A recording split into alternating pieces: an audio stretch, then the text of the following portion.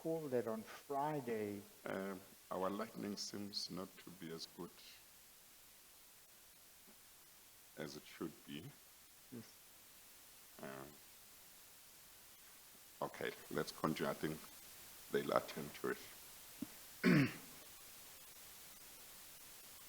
Chairperson, you would recall that on Friday there was an application for a variation of the directive that was issued on the 24th of July. Over the weekend, we were told, received a notification that Mr. Nkasana is now going to be acting for Judge Makubela, and her previous attorneys had withdrawn from the matter. Early this morning, we received a new notice of motion asking for further relief. But, Chairperson, for all practical purposes, what we have is the application that was adjourned on Friday and the extent to which it is being amplified today. Okay.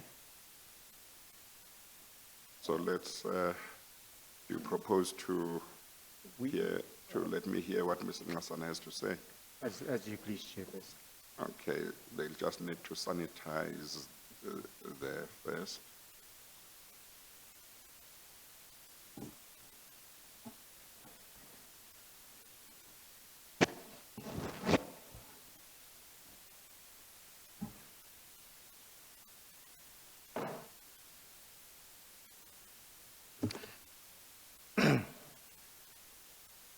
Thank you, Chairperson. Chairperson, the situation is as follows. Indeed, we received instructions on Saturday to... Yes, you just want to place yourself on record first properly. Yes, thank you. Thank you, Yes. Chairperson.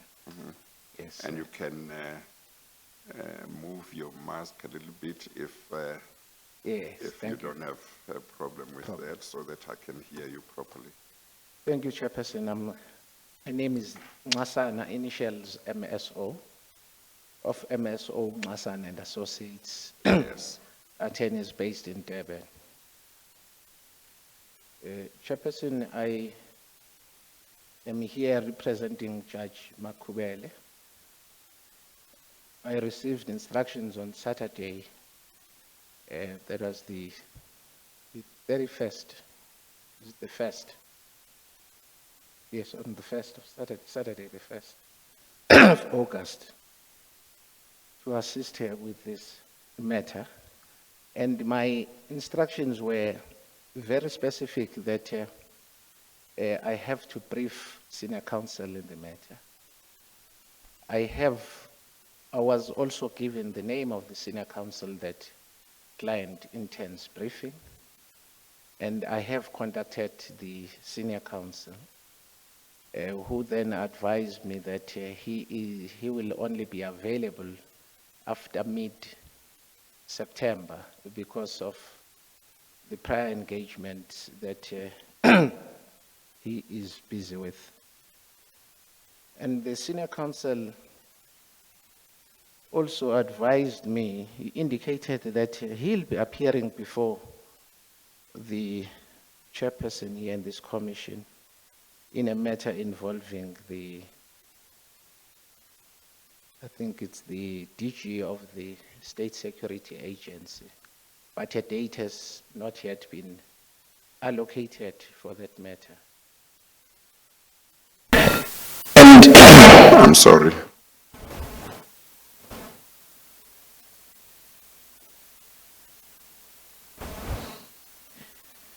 As a result of my instructions, Chairperson, I immediately sent a notice of appointment as attorneys of record.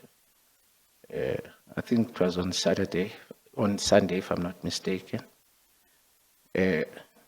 I'm seeing client for the first time because we've been communicating over the phone since I'm based in Durban and she's based here. At the time of receiving instructions, I was also simultaneously advised that that was before instructions were confirmed, that there was an application that was set down on Friday, and the client could not make it because of the short notice and also because of the developments arising from the withdrawal of her attorneys of record on that day. Then the situation is, I pointed out in the letter that I'll be appearing today and seeking an adjournment so that we can fully and properly consult with the client together with counsel. That is the reason I am here today. Thank you, Chairperson. So you're applying for a postponement, and the reason for the postponement for the application is that you have been instructed as the attorney, and your instructions are to obtain senior counsel services. Senior counsel, the particular senior counsel that is sought to be involved in the matter is not available until mid-September. That is correct. Basically, the lawyers are not ready. That is correct, That is Chairperson. the problem. Yeah. But your client had lawyers for a long time, Yeah. and according to their letter, as I understand it, their correspondence, their mandate was terminated on, I think they said on Thursday, but I think the communication to the commission was on Friday morning when the application that your client had effectively launched. She hadn't put it as an application, it was an affidavit, but I decided to treat it as an application because she was making a certain request in the affidavit with regard to the amendment of the directives. That application was set down for hearing at 2 o'clock. In the course of the morning, I think the legal team obtained, and this, I think the secretary of the commission, acting secretary, also obtained the correspondence or notice of withdrawal. And therefore, nobody appeared at 2 o'clock on her behalf. I decided to postpone the matter to today on the basis that it was important that unless there is a good reason that is advanced for an adjournment, the hearing of her evidence should continue today, and that application could be dealt with this morning. But from what you are saying,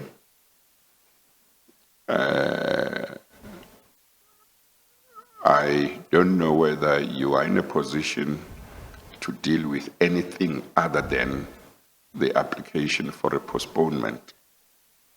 In other words, I don't know whether you are even in a position to deal with that application itself, insofar as it may have aspects that do not or may not relate to a postponement.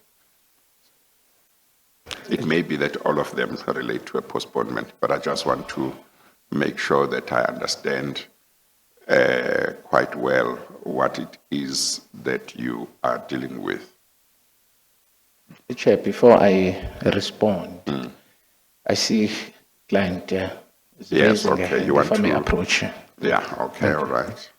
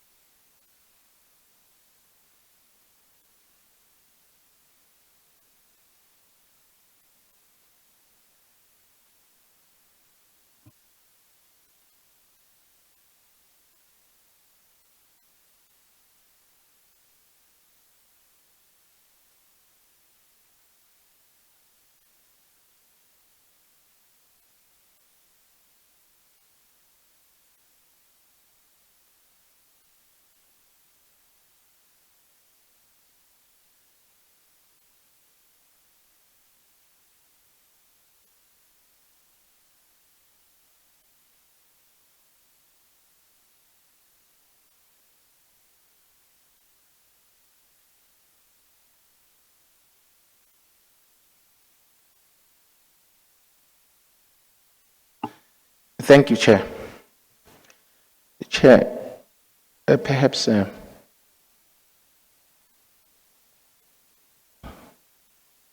without prejudice to clients' rights, she advises me that, in fact, I omitted to address that because having then noted that the matter was set down on Friday, I did canvass that issue with her with a view to finding out if she then did make an appearance before the commission after the erstwhile attorneys had withdrawn.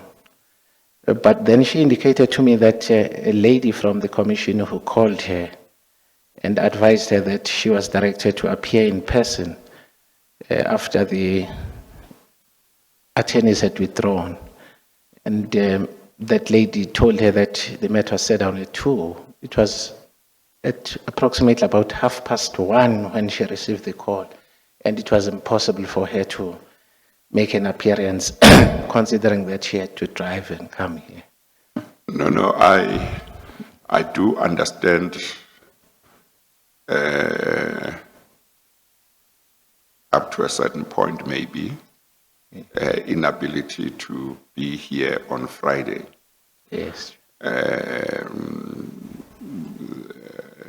She may have been in court, she may have had some commitments, and the termination of the mandate of the attorneys may have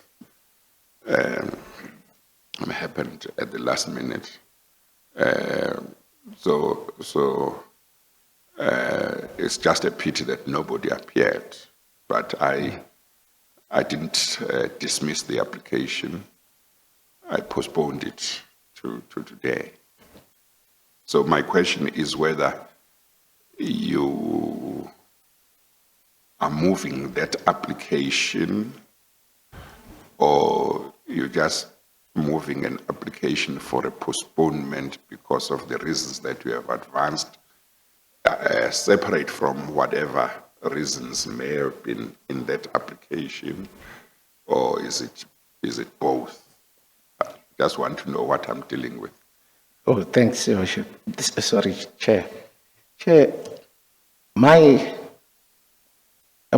standpoint today is to move an application for a postponement. Firstly, to deal with the application itself, as well as to deal with her testimony. Simply because from my reading of the material that has been provided to me, and also from the instructions that I managed to take telephonically from client, Chair, we are dealing with, I'm not saying that she must be treated differently to other witnesses, but the fact of the matter is, she is a sitting judge. And as a sitting judge, we know that the matter which she is invited to testify about, where she has been implicated by some witnesses, that matter is serving before the Judicial Conduct Committee of the JSC. And a recommendation has already been taken that a tribunal should be established to investigate those allegations. The point I'm making, Chair, is that the reason why she seeks the assistance of senior counsel, it's because of the repercussions that the matter might end up having on herself. The matter has the potential of getting her impeached, if one were to say so. And she needs... Yes, but that's not something she would have realized only recently. That's something that she knew a long time ago. Chair, I agree that she knew about that, perhaps, but if I think when she gets the opportunity to explain herself properly, she will take the chairperson into confidence and explain what exactly happened. But as of now, Chair, I was given an assurance that the matter will definitely see to finality, and that is why I am here. I came all the way yesterday from Durban to make sure that the matter, if a postponement is granted by mid-September, council will be available and will have. You see, your client has had a long time to make all the preparations. She didn't know, as far as I can gather from the various affidavits and documents that are in the file of the commission, she didn't just get to know that there were all kinds of allegations against her with regard to the role she played when she was chairperson of the board of PRASA only this year. She knew that there were allegations against her in regard to her role at PRASA already in 2018. She left the board, I think, about mid-March 2018. There were court applications that were brought by PRASA relating to against Yaya, where allegations were made against her by, I think, some of the witnesses that have given evidence. She has known about those allegations for quite some time. If I understand correctly from correspondence, she herself at some stage indicated that she wanted to clear her name with regard to these allegations. And she has had affidavits, the affidavits of Miss Mathangoy, Mr. Dingiswayo, and Mr. Ahmad from February this year. That's 6 months. Somebody who was very concerned about these allegations wouldn't even have waited for a date for hearing, would do all the work necessary to be ready. And she has had the affidavits of Mr. Portes and Mr. Makashwa for the past at least 2 months, I think. She had attorneys from, I think from soon after she was served with Rule 33 notices in February or March, and the attorneys began to correspond with the legal team of the commission. As I understand the position, the legal team of the commission communicated to her that they would like her version on the allegations already at that time, maybe April, but months ago. She didn't finish the commission with her version. All these months. The only affidavit that the first affidavit that she finished related to Mr. Portes' statement. And I think in it she does deal with certain aspects of what happened at PRASA when she was chairperson of the board, her relationship with Ms. Ngoy and Mr. Dingiswayo. I'm not saying that she deals fully with those allegations, but she does deal with them. she, those attorneys withdrew at some stage a few months ago, and she indicated that she was prepared to meet with the legal team of the commission, and she was ready to finish her affidavit or affidavits. And I think that was either sometime in, I think that was sometime towards the end of June, if I'm not mistaken.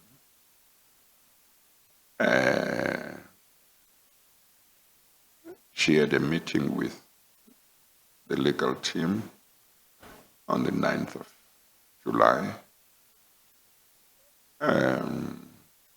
There may be some issues about how she felt treated in that meeting, but what has been said, and I think what is common cause, is that she came to that meeting only prepared to deal with one affidavit, namely that of Mr. Bottas, and not all the others.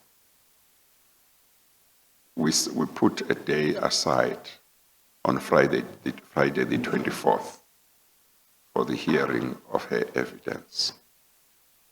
We lost that day. We had to shift other witnesses in order to hear her evidence today. If I grant her application, it means we lose another day. We don't have a lot of time as a commission. We are operating under a court order that says we must finish our work within a certain time.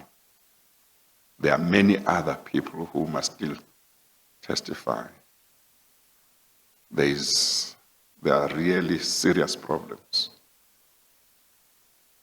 Now, it's very difficult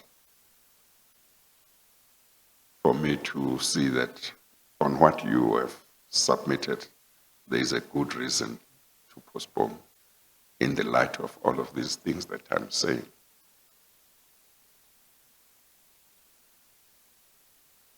I'm putting to you what's in my mind for you to address if there's anything you wish to say other than what you have been able to say. Chair, thank you for giving me that background.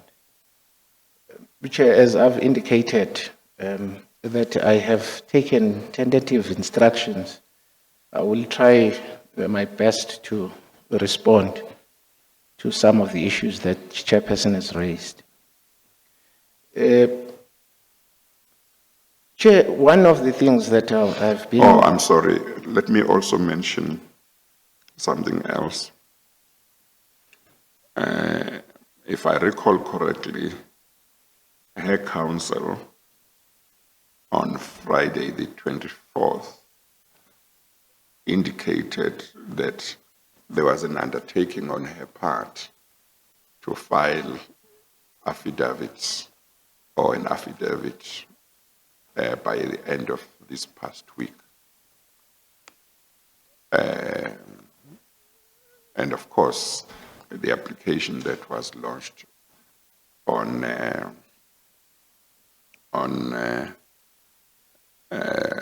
Thursday last week asked for time to file the affidavits today. And I was hoping that this morning one would be told the affidavits are ready, are available. But even if they are not available, I think certainly from my side, and I think it's the same position with the legal team, it doesn't mean that we can't proceed. And I can't proceed and hear evidence, and she can be questioned on the various matters. the matters on which she would be questioned are largely factual. I can't remember that there is any legal complex issue that arises. They are largely factual matters. Chair, thank you. I hear you. But Chair, my instructions are that there was a period of lockdown that also must be taken into consideration. Also, the client is a judge. She is allocated work and she has to attend to all these litigations. Well, you see, the question of being a judge is its importance, as I see it, relates to when she is going to be required to appear before the commission, because it could be a date that on which she is supposed to be in court, and there are other people who would have been ready to appear before her, and there would be lawyers, there would be costs for people, and it's that public interest part that I think is important. Yes. Once you are not talking about that, you are talking about preparing affidavits. I don't see why her situation, her work commitments are any different from anyone else who is not a judge, who also has work commitments. Everybody makes time to do what they need to do. There are lots of people who are not judges, who are very busy with whatever they do, but when they are required to prepare affidavits, they prepare affidavits. Chair, perhaps for the sake of clarity and progress, can I request that a client explains herself? Yes, no, that's fine. Yeah. We can do that.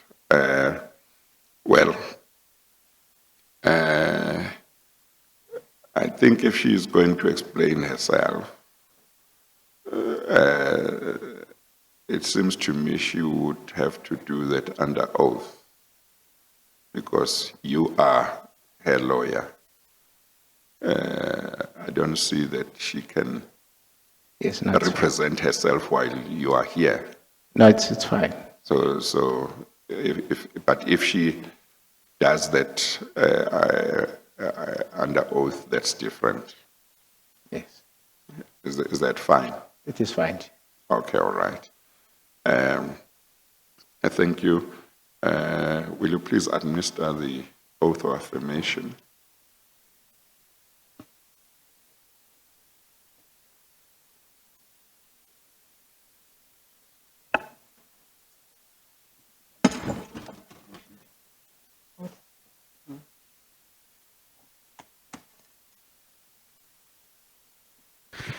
Please state your full names for the record. Inzalo Anna Makubele. Do you have any objection to taking the prescribed oath? None at all. Do you consider the oath to be binding on your conscience? Yes. Do you swear that the evidence you'll give will be the truth, the whole truth and nothing else but the truth? If so, please raise your right hand and say, "So help me God." So help me God. Thank you. Thank you. You may be seated. If you are going to be comfortable moving the mask to enable you to be heard, that's fine. If you are not comfortable with that, we'll just need to make sure we can hear you. What are you comfortable with?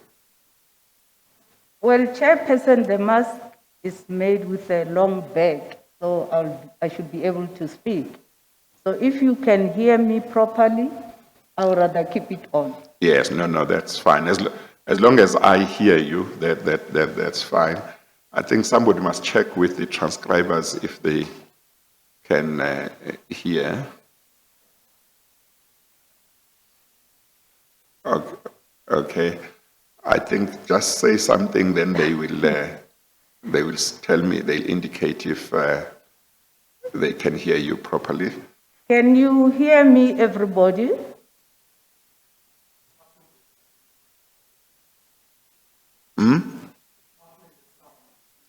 It's muffling the sound. Thank you, Chairperson. Okay, thank you, thank you. Okay, Mr. Ngasana. Well, Judge Makubela, your counsel says it's better that you explain yourself to address some of these issues that I've raised. You have heard what I've raised, isn't it?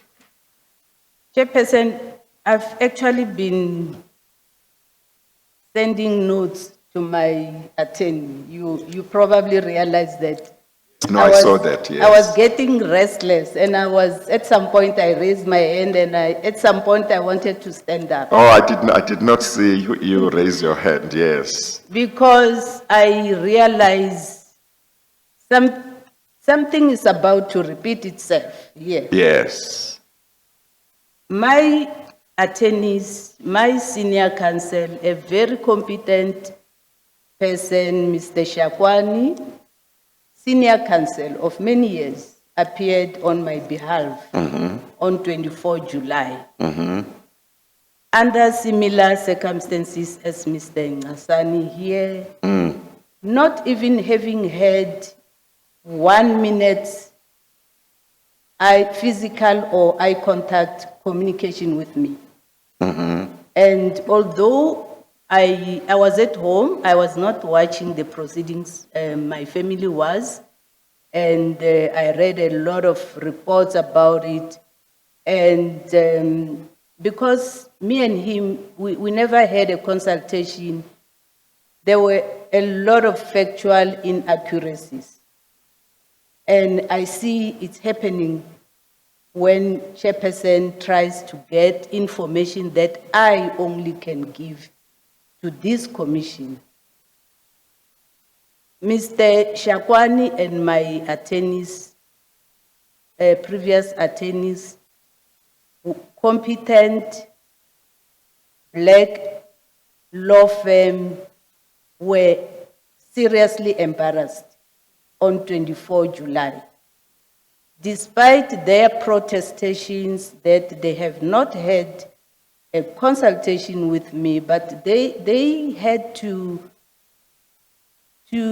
represent me under those circumstances. And you can imagine what that does to one's self-confidence and one's law firm, because the media, the public had a go at them, taking into account their inability to represent me properly because they didn't have a consultation with me.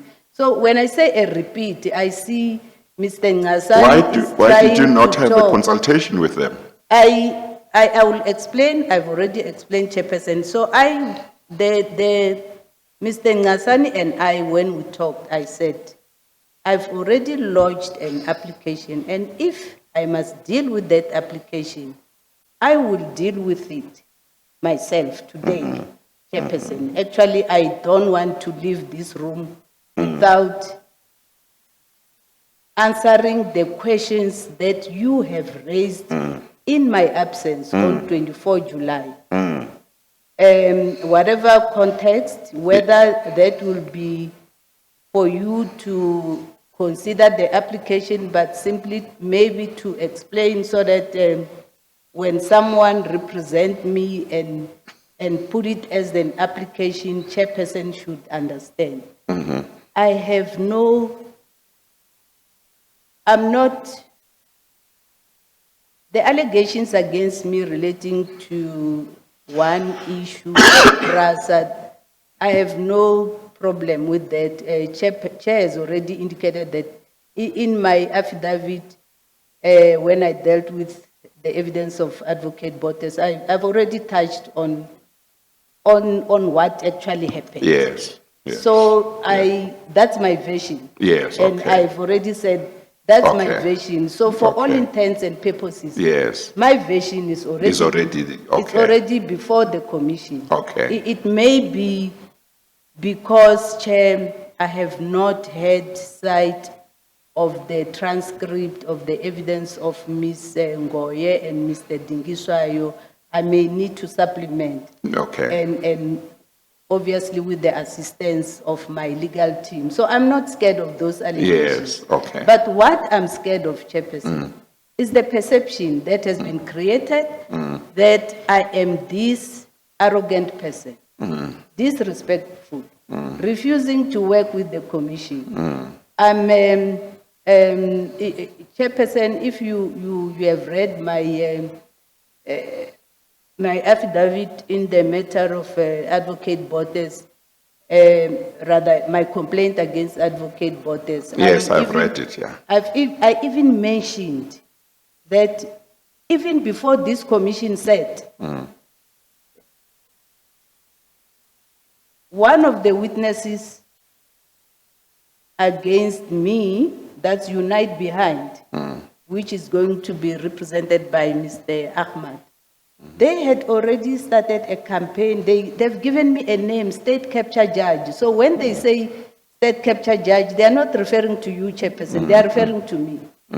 They generated a lot of articles through one of their online publications, Facebook, Twitter, and even before you had your first sitting, calling me State Capture Judge. So I am.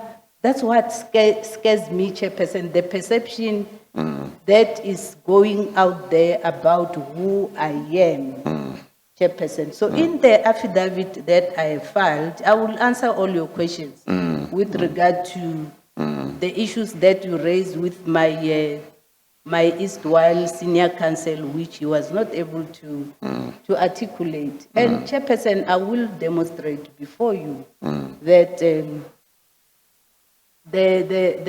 one day when I was listening or watching the proceedings, Chairperson, you were telling somebody that whatever correspondence goes out, it goes with your, you may not be signing it, but you are aware of everything. I'm sorry, just repeat that last That sentence. you are aware of every correspondence that's sent out to the witnesses or outsiders. No, you must have misheard. I'm not aware of all correspondence that goes out of the commission. If I was to be aware of all of it, I would not have time to do anything. Well, There is, however, correspondence that I see. For example, when the former president appeared before this commission, I did announce that the specific correspondence that had been addressed to him, in which he, through his lawyers, responded in a certain way, I did say that I was responsible for that correspondence. And therefore, if they had anybody to criticize, they should criticize me. well, Otherwise, there is a lot of correspondence that goes out without me seeing it, but I do see some correspondence when there is a reason for me to see it. well, there's one email I will refer to. It's maybe some 29 June from the acting secretary of the commission Yes. to me, Yes. when I complained about short notice of hearings. The evidence that I will present to you, Chairperson, will show you the kind of notices I've been given, the time periods. Then she responded. In that case, I was given, in the case of Advocate Botes, the notice came to me of the hearing on 28 28 or 29 June, he was due to testify on the 1st of July. You tell me, Chairperson, if that's sufficient notice. And same with Mr. Mukhashwa. I don't know if he ended up He has not testifying, testified yet. but the notice I received a day before his testimony. So when I complained about the short notice, the acting secretary replied to my email and they were talking amongst themselves as a team. But I was copied that email where she was saying there has been an instruction that correspondence from me should be directed to you, Chairperson, to deal with. So that's only maybe 3 weeks ago. But throughout, I've been communicating with the commission, almost everybody and anybody, and at some point, I'll show you. One would not know what the other one has already written to me about, and so I intend to show you, Chairperson, that I heard that on 24 July you acknowledge that I'm not an ordinary. I'm just a simple girl, but I occupy the position of a judge. I'm not an ordinary person. And because your rules do not, I think the argument will be your rules, you didn't anticipate to be dealing with judges or people who will be occupying high offices would appear before you, but they don't make provision. But I then pointed out to the commission, I will show you the correspondence, Chairperson, that the closest that I think should be applied is the Superior Courts Act. But hang on, Judge Makubela. We need to, there is an application for a postponement that Mr. Ngasana has moved. We need to finalize that. Now, I understood that Mr. Ngasana wished you to clarify certain matters with regard to that application. Well, Chairperson, what I realized... I'm sorry, I'm interrupting you, but I'm sorry.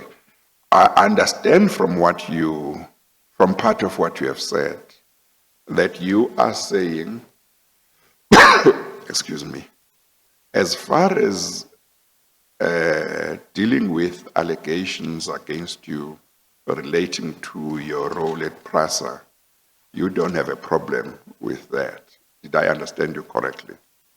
I said, because when maybe I misinterpreted your interaction with Mr. Ngasana, I thought you are saying, I've had this complaint for long, I have not given a version. And all I'm saying is, I have given a version. It may not be may not be in a form that it might not be as full as you would have liked. Yes. So I have given a version. Okay, so you have given a version. Yes. Am I to understand that, as far as you are concerned, there might not be much to add to that version?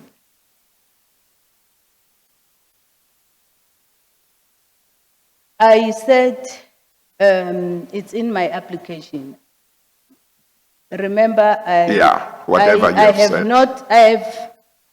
I did not attend the hearings of Ms. Ngoye and Mr. Dingiswa. Yes, yes. My former attorneys requested transcripts. They have not been given those transcripts. So I may want to add when I receive those transcripts. Yes. In the application that I'm going to move, if Chair says I must move it, I have made that request that with regard to Ms. Ngoye and Mr. Dingiswayo, because they are the only direct witnesses for what happened at Prasa. I Yes. would want to have sight of their evidence, and then I add my version, which obviously I have to confirm. It was in a state, it's not in a sworn statement. It's a statement that I submitted at the Pretoria Bar. Yeah. So I will have to then confirm that statement and then add what I need to add. And also, in the application, I've also indicated that there are certain investigations that were conducted by certainly, let me not speak about Advocate Bote's devices because I already requested that information, which I have not yet been provided with. But on my part, on the day when I consulted with the legal team, a forensic investigator came to the consultation, and he took my details, my ID number, my cell number, and he was going to request cell phone records for a specific period.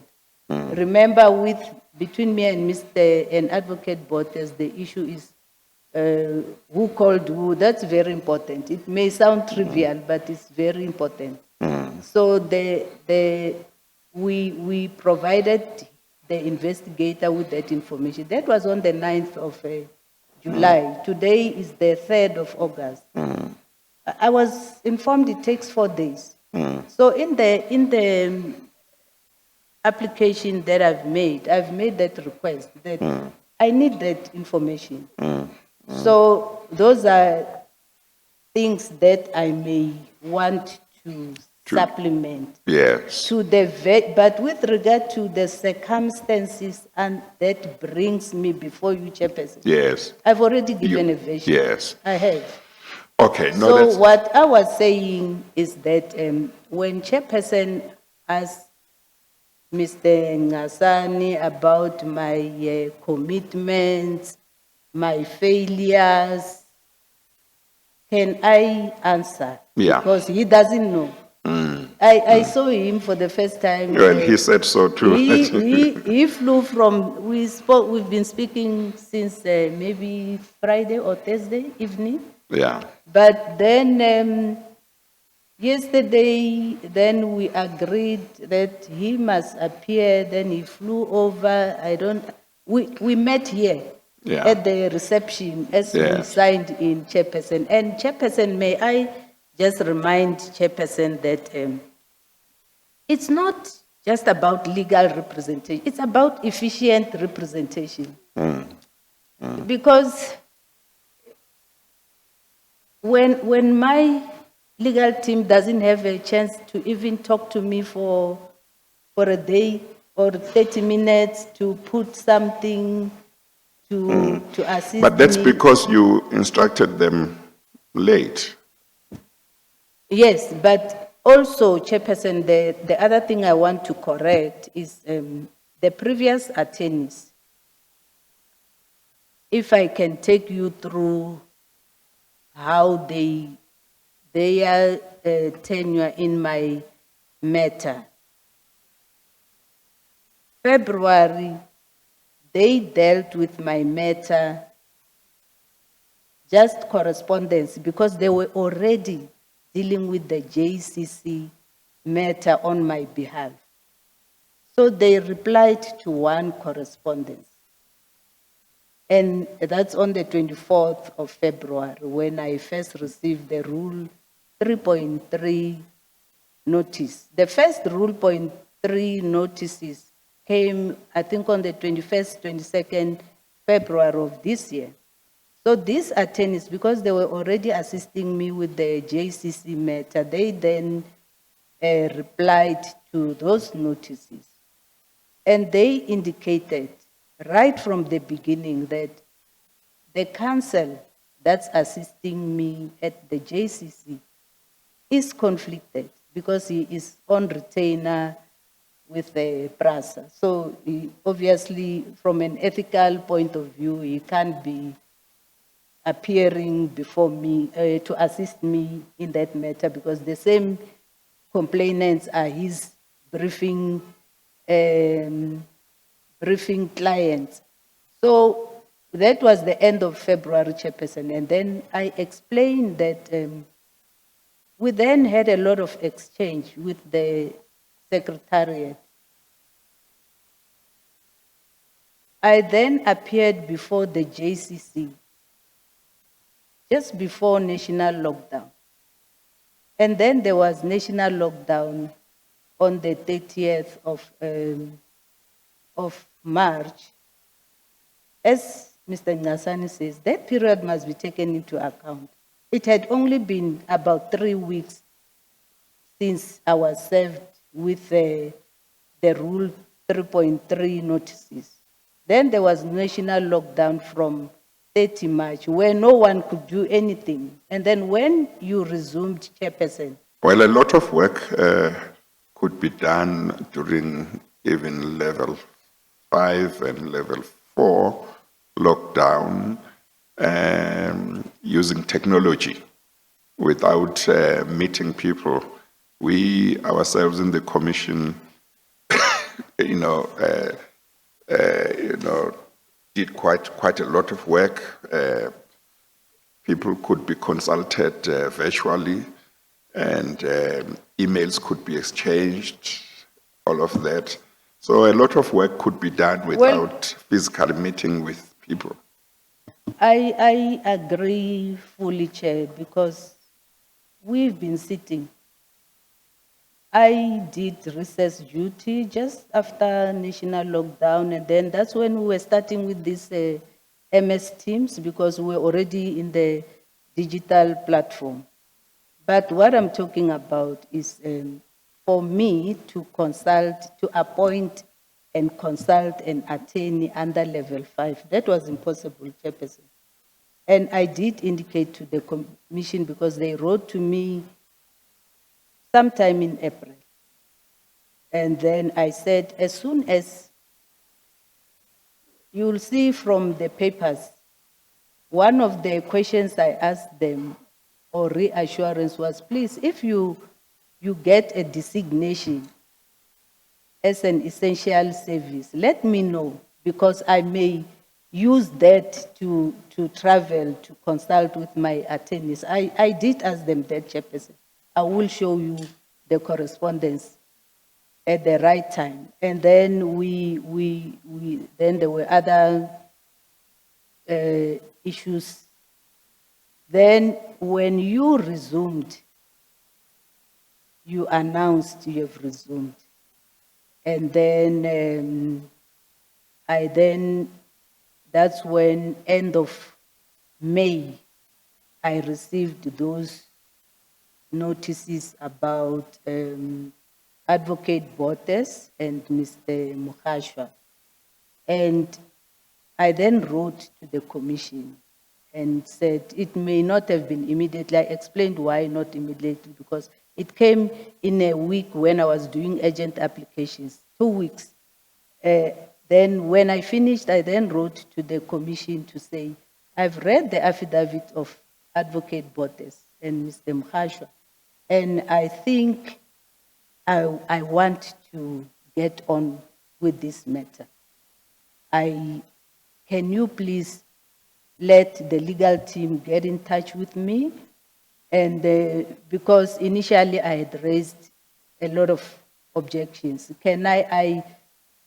What Mr. Botes says here now requires me to act immediately. Then that's when I wrote the letter of 23 June, Chairperson.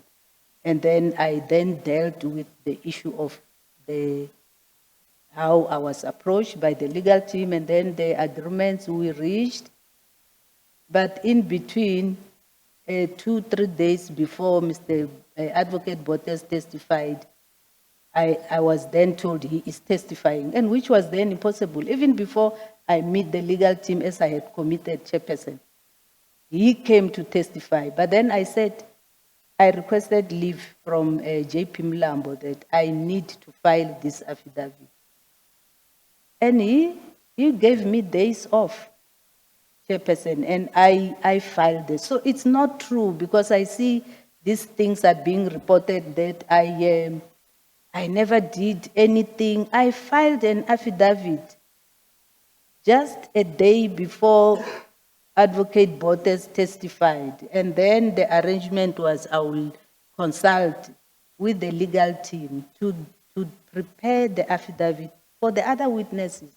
Because that one of Mr. Botes was specific to him. And in my letter, Chairperson, I made a request that can I please testify during recess? Because we were approaching recess. The letter is very clear. I said, can I testify on the evidence of Advocate Botes because it's ready during recess? And then, the commission will explain why then, even before I consulted with the legal team, then they then set the date of the 24th. So, Chairperson, I'm trying to explain that there's a lot of things that have been said about me that I feel I'm not living, well, if you say I must live, I will. But I would not want to leave this commission without dealing. But, Chairperson, I filed an affidavit. It's 47 pages long. Yes, I know. I had to read all the 47 pages. It's a sequence. And I was answering each and every question that I've been told I must respond to.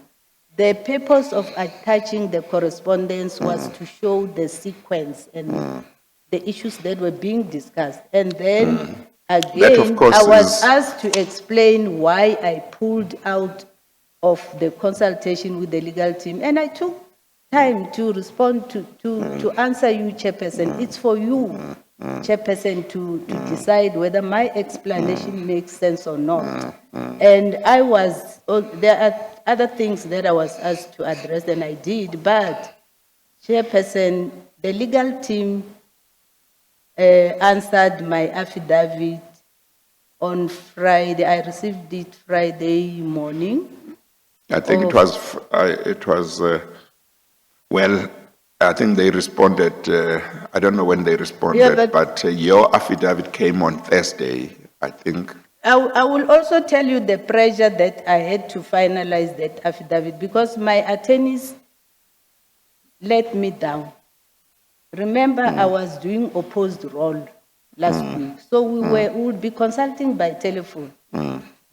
Sending a draft for them to settle, and then them bringing it back to me, and then me waiting. But it was clear that we were not going to be able to file the statements, the sworn statements. So what we were trying to do was to tell Chairperson that those time frames are impossible to comply with, having regard to the fact that I was sitting in an opposed role. And I only had 3 days, and the opposed role runs for a week, Chairperson. So by 6 o'clock on the due date, my attorneys then told me that, look, Judge, we think, I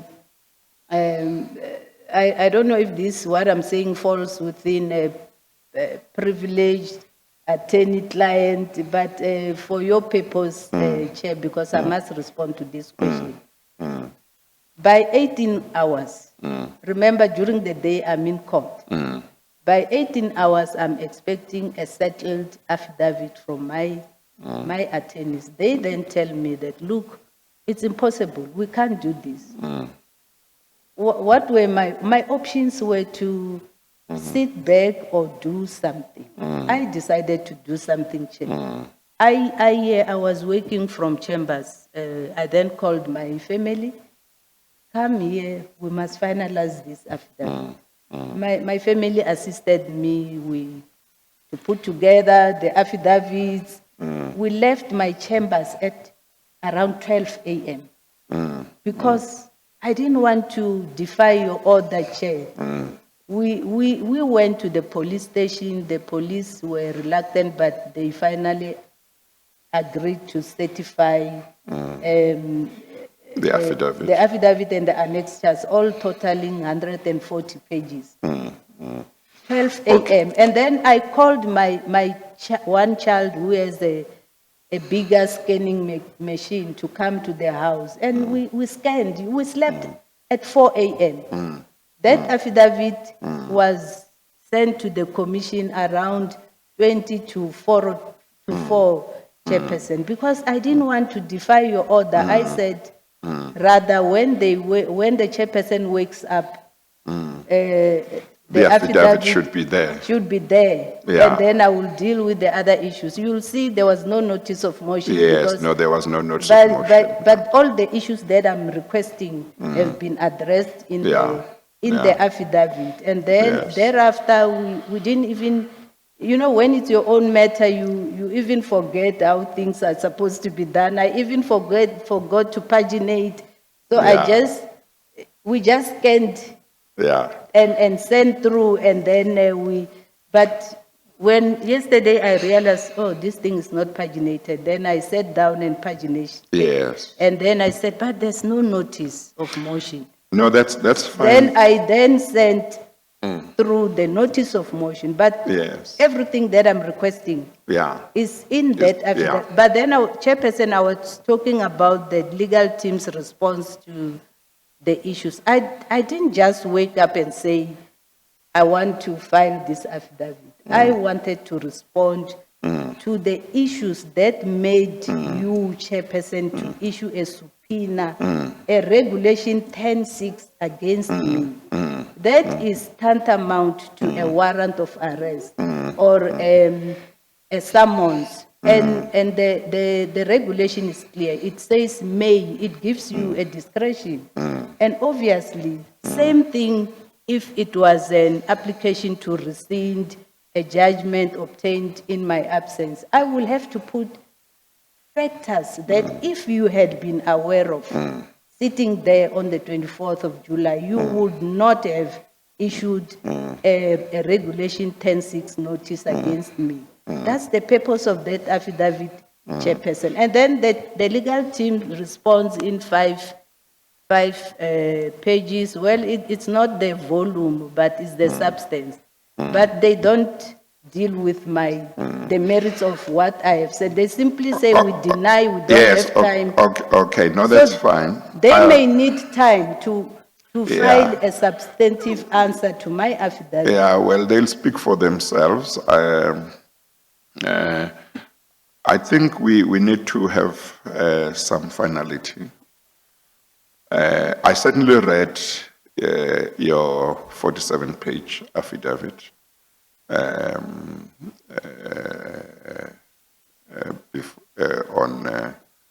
I think I read it on Thursday.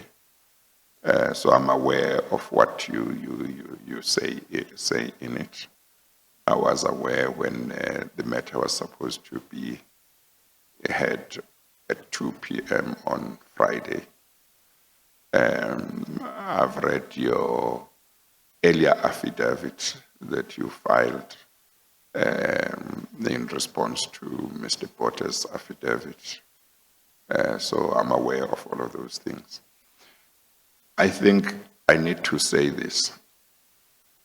Nothing that has been said so far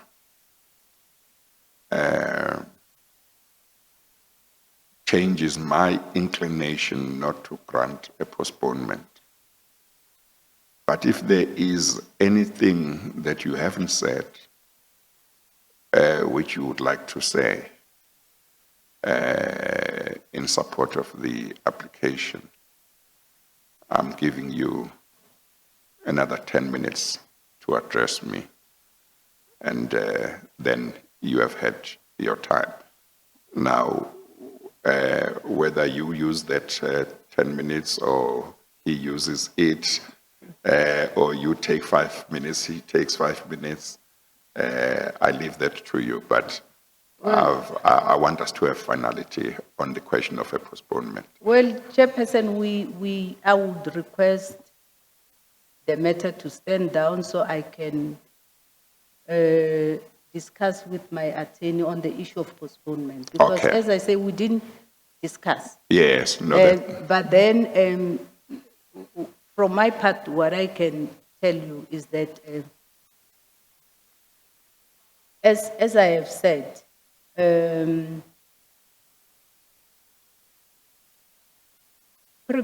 consulting with lawyers, preparing for efficient representation requires me to be not in court.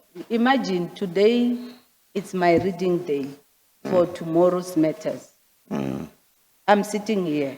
I'm an emotional being. When I leave here, I'm expected to go and read files for tomorrow's matters. I mean, if I had not been given the week off. So I realize it's impossible. And I think I need to prepare. Even if I were to do the drafting myself, I need to prepare.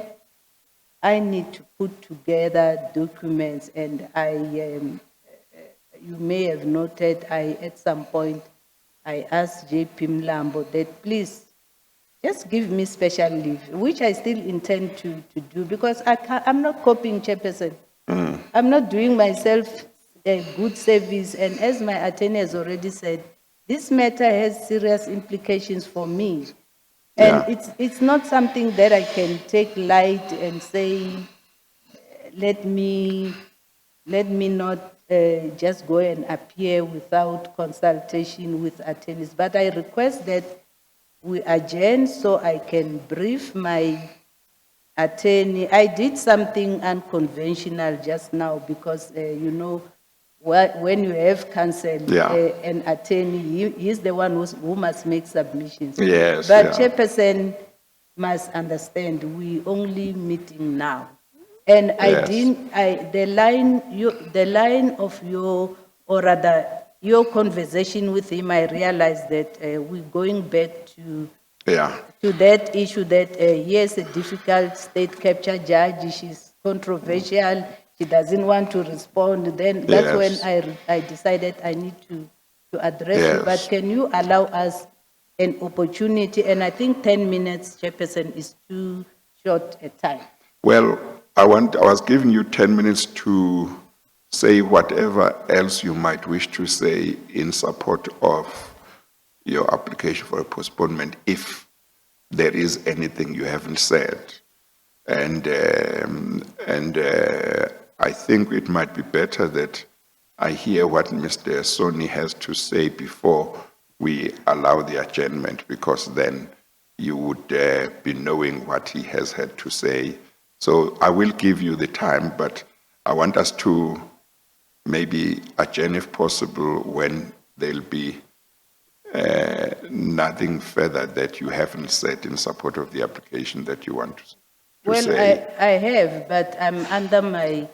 Or are you saying that some of the things you want to say, you'd like to consult him first? Yes. Oh, okay, yes, all right. That's why I'm saying, okay, before you close our submissions, can we consult so that when Mr. Soni makes submissions, we have already placed everything that we need to place before you, Chairperson? Yeah, you say 10 minutes would not be enough. I don't, well, let my attorney speak now. But attorney, counsel, what do you say? I don't want us to spend too much time that we don't have on things that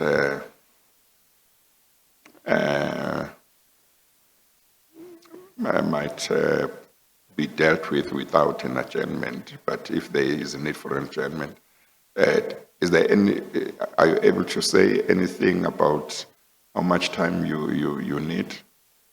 Chair, can I propose that we be given at least 30 minutes? Mm-hmm. I think what I'm going to do, I think I would rather, what I'll do is let me hear what Mr. Soni has to say, including on the amount of time.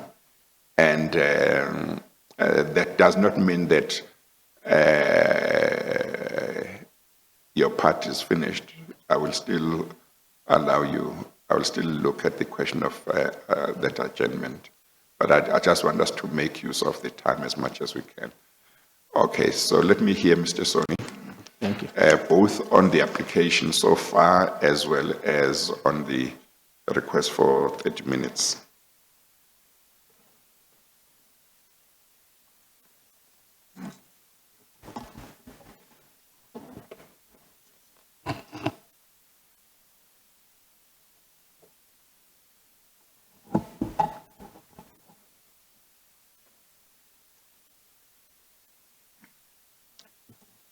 Thank you, Chairperson. Yes, Mr. Soni. Chairperson, I'm going to take into account the interactions that Yeah. you've had with my learned friend and what Judge Makubele has said. Chairperson, the purpose of today is to decide on the application for the postponement. And Judge Makubele says that the affidavit that was served on us in the early hours of Thursday is the affidavit in support of the application for the postponement. And I just make this point, Chairperson, that the first application for a postponement was made on the 24th of July without any papers, and that's a matter, Chairperson, that you raised with my learned friend who then appeared for Judge Makubele. But is there no substantive application? And reasons were given for that, good or bad, but it was given. And then we have now a further application with now a substantive application. We submit, Chairperson, that the application before you must be determined by what is contained in the affidavit in support of that application.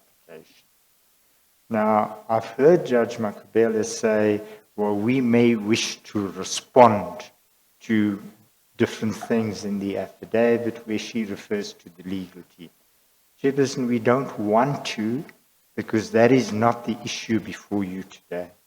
The question really is, and this is the issue, Chairperson, from the 24th of July, when the application for postponement was made and the directive was given, Judge Makubele knew that she had to file her papers, her affidavit by the 29th of July, and she would have to appear today. What was then required was, why couldn't that directive be complied with?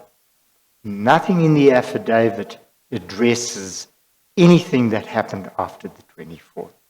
So, Chairperson, Actually, if one goes on the basis that, as Judge Makubele indicates, she has given her version in the affidavit, it might not be as full as she might have preferred. It seems that then there was less work to be done in preparing the affidavit to just supplement that version. yes. And I get the impression that what she says is, you have got the gist of my version already. There is one further matter that I must address, Chairperson. Judge Makubele says that part of the reason she's seeking the adjournment is that she has asked for the transcripts of the evidence of Mr. Ngoyi and Mr. Dingiswayo. Well, Chairperson, on the 23rd of July, the attorneys asked for it at about 11 o'clock on the 23rd, and at about 4 o'clock or 3 o'clock on the very same day, they were given the link to the website. to the transcript. Yes. So they could have got it from the 23rd. Yes. And Chairperson, at that time, that is the attorney that was representing Judge Makubele. But as I understand it, the oral evidence that was given by Ms. Ngoye and Mr. Dingiswayo in relation to Judge Makubele's role at PRASA was substantially the same as what is in the affidavits. Yes. Is that correct? Is my recollection Absolutely. correct? And Chairperson, you will recall that in the case of Mr. Dingiswayo, all he did was confirm the correctness because Yeah. it was late in the day, and instead of having his evidence follow on the next day, Yes. I proposed that Yeah. he merely confirms it. So, Yes. and Chairperson, you are absolutely right in regard to Ms. Ngui. All she did was effectively set out what was set out in the affidavit that Yeah. she made. Okay, all right. So, Chairperson, we submit that the day must be used for the purpose that it has been set aside for, namely for Judge Makubela to give her evidence. Yeah.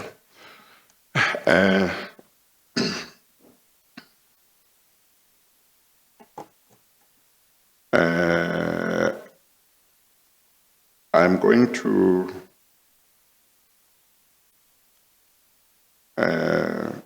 take a tea break. It's now about 17 minutes past 11. I'm going to return at 11:45. Whatever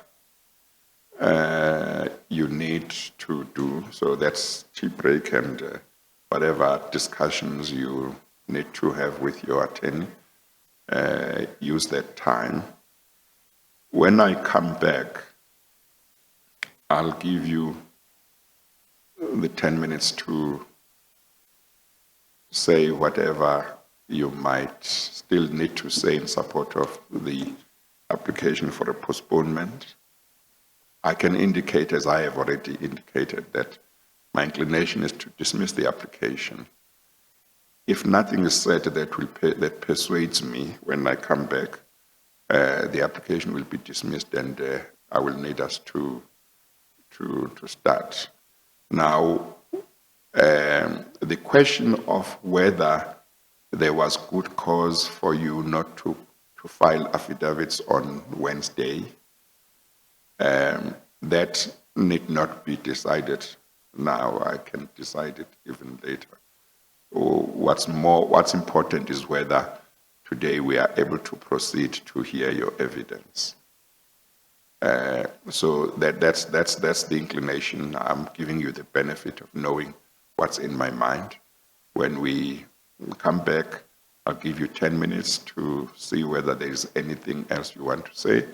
And then if I feel that I can decide immediately, I'll decide immediately. If from what you say I need more time, then we'll take it from there. So, yes, Judge Makubela. Then there's an application. Are you saying you're not going to hear me? Because in that application, I have made requests that require chairperson to make orders. Are you saying my application is not going to be heard? Well, remember I said, I needed, earlier on, I said I needed to know exactly what we are dealing with today. And there's an application for a postponement. I've given you time to address me on the application for a postponement. And I'm saying that I'm going to give you 10 minutes after the adjournment, because we have been dealing with it for a long time already, to address me. If there is anything else that you want to address other than the application for a postponement, you'll need to tell me. But you'll remember that when we started, I asked Mr. Ngasana exactly what it is that we are dealing with, because I wanted to be sure. So what I'm saying is, I've heard what you have said up to now. I've heard what Mr. Ngasana has said up to now. Based on what has been said to me, I'm inclined to dismiss the application, but I've not made a decision to dismiss it. I'll give you more time to address me, but I'm saying that I'll give you 10 minutes after the adjournment to address me And if there's anything else I've missed that you want to bring to my attention, that will be the time to bring it to my attention. And then we'll take it from there. The reason I'm asking, Chair, if you can forgive me, is because if you start by dismissing my application for postponement, then in my affidavit, I've already said the notice of motion that I sent is actually what I'm requesting in my affidavit. Yes, but why should you not deal with that after the adjournment? Exactly what you want to raise, why should you not include it after the adjournment? Yeah, we will adjourn now, we'll resume at 1:45, and then I'll give you that opportunity before I make a final decision. Thank you. Okay, we adjourn.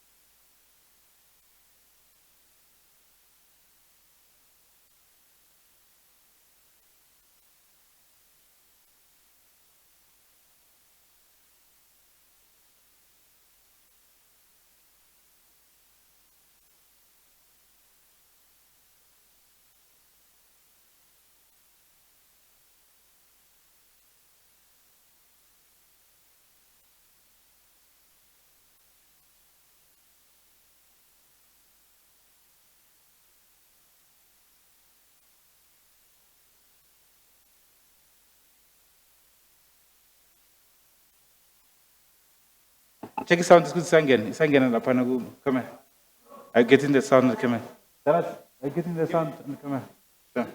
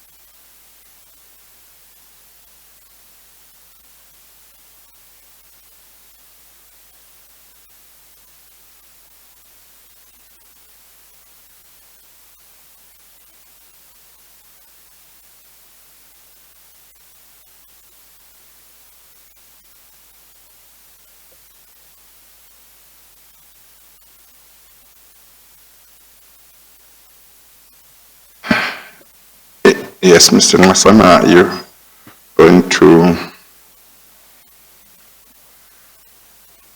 address whatever else you might not have addressed to me earlier in support of the application? Just switch on your mic, yeah. Thank you, Chair. Chair, I'll first indicate that when I stood up... You want to move your mask a little bit? yes, yeah, thank so you. I can hear you properly. Thanks. Chair, when I told the chairperson that my instructions are to move an application for a postponement based on the reasons, especially that we have not consulted.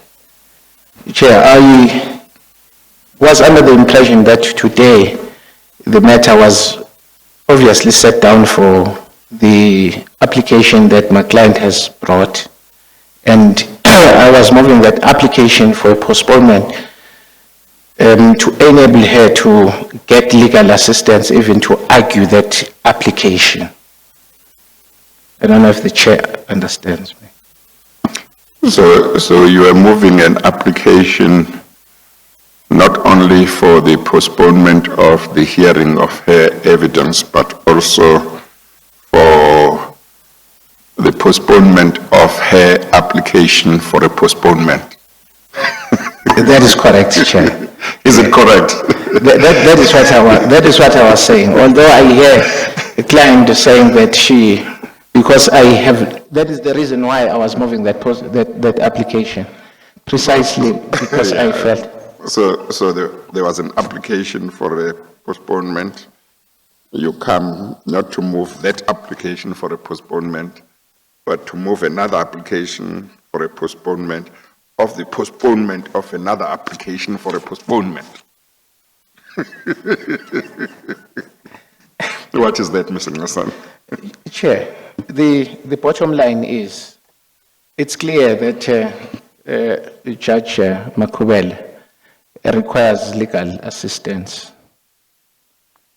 Yes, she has explained to the chairperson how she ended up drafting the affidavit herself when she had instructed attorneys, and she said in her own words that the attorneys, after the attorneys had let her down, and because she didn't... Let's clear out again what we are dealing with.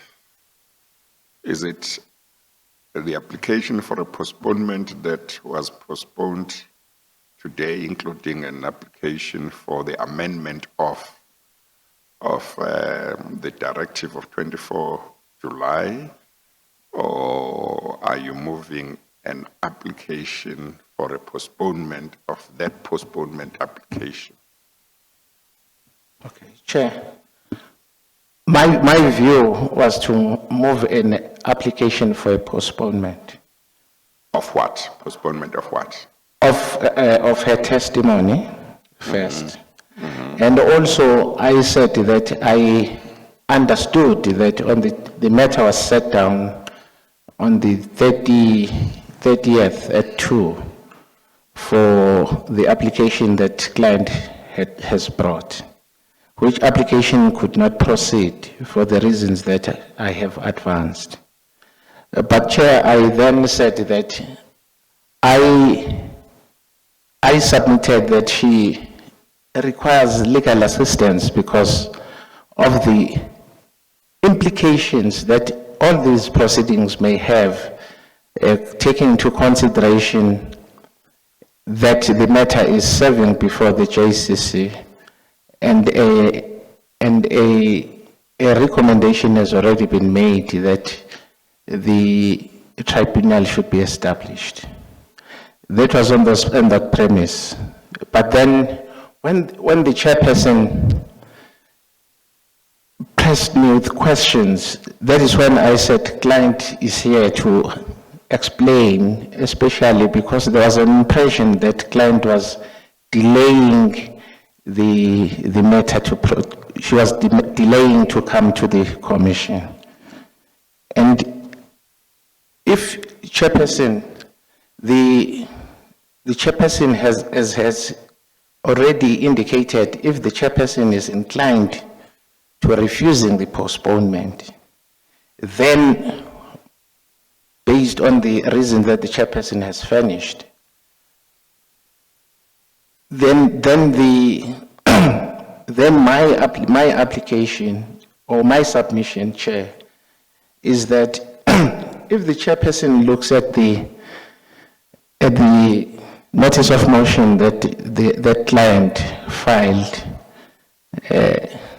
late last night, you'll see, Chairperson, that we are going back to the... Can I have a copy of that notice of motion?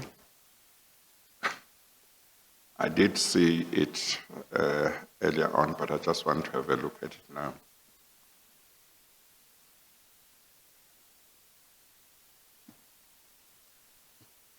Yes, Mr. Ngasana. Yes, Chair.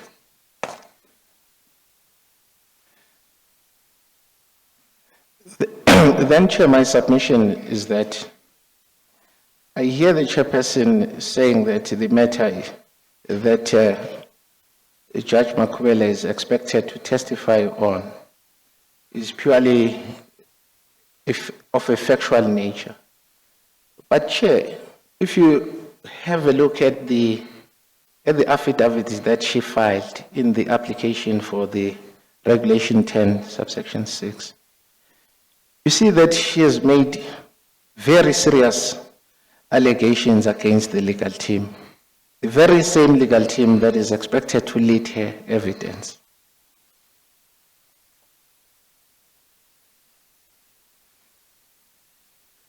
Well, she brings her application in regard to the legal team at the last minute.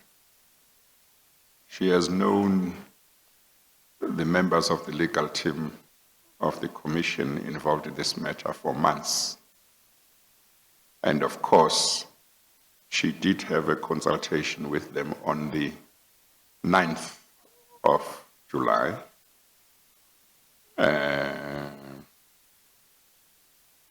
Well, maybe she might not have known, she might have known one before June. I'm not sure, but certainly she had a consultation with them on the 9th of July. So she knew them at least at the latest on that date. Prior to that, she had as she said earlier on herself, she had raised certain objections which included one of the members of the Commission's legal team involved in the PRASA matter. But she later withdrew all the objections that she had articulated and was prepared to consult, which she did on the 9th of July. From the 9th of July, she knew at least the two members of the Commission's legal team who were involved in the matter. On Friday the 24th, it was, if I recall correctly, it was not one of her grounds for a postponement that she had an objection to members of the legal team. When she filed her affidavit on Thursday last week, yes, she has expressed certain unhappiness with regard to members of the legal team, which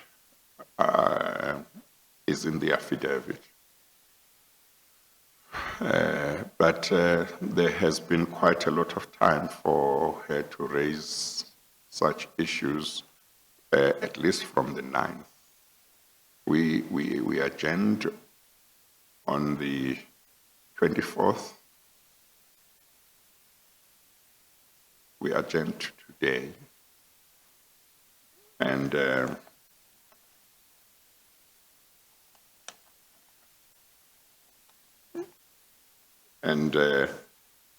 she has raised now these concerns that she has raised. It seems to me that she should have raised them much earlier. Number one. Number two,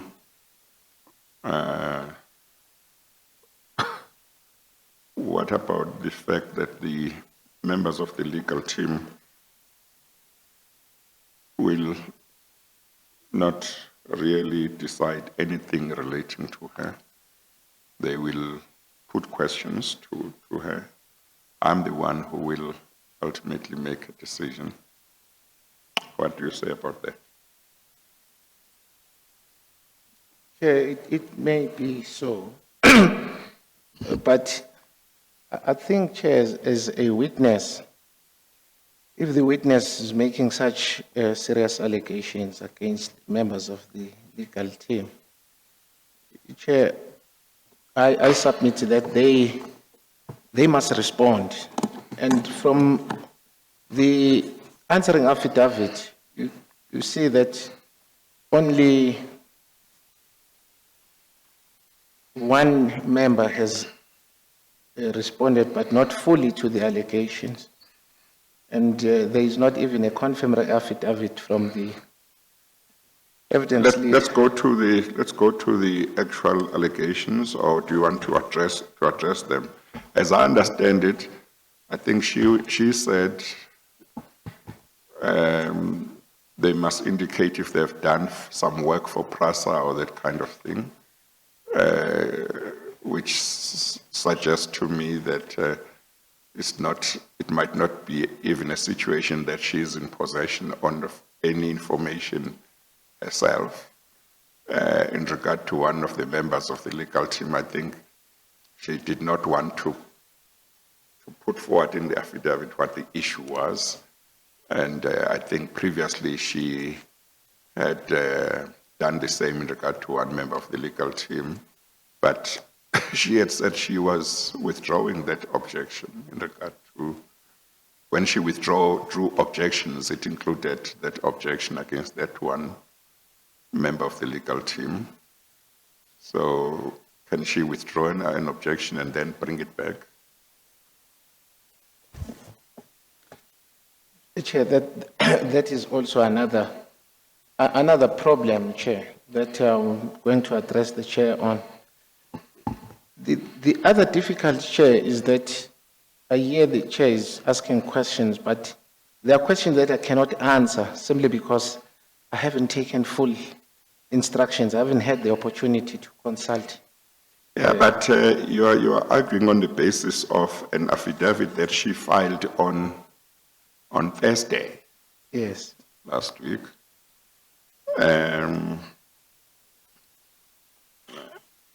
But Chair, I wasn't aware of the objection that she withdrew earlier on. That's my problem. I don't. But you did hear her earlier on, because she also mentioned that she had withdrawn certain objections. I think the objections about PRASA might not have been part of any objection at that time. So I think the objections that may be new may be objections about whether members of the legal team have done work for PRASA and the way she feels she was treated on the 9th of July in the consultation. I think those are the only ones that may be new. You must tell me if I'm missing something. Chair, about new ones, I'm not sure, but what you have said is Is what you know also as what the is objections. what I've read Yeah. about in the affidavit. Yeah, Yes. yeah. And Chair, my understanding of her request in terms of the application that she has brought in terms of Rule 11.1 is that she was asking the members of the legal team to declare their interest if they have any. Which means she doesn't have information whether they have a conflict of interest or not.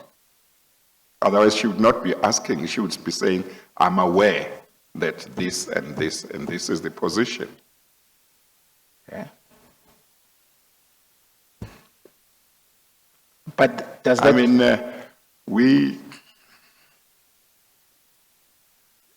are going to close to half a day now.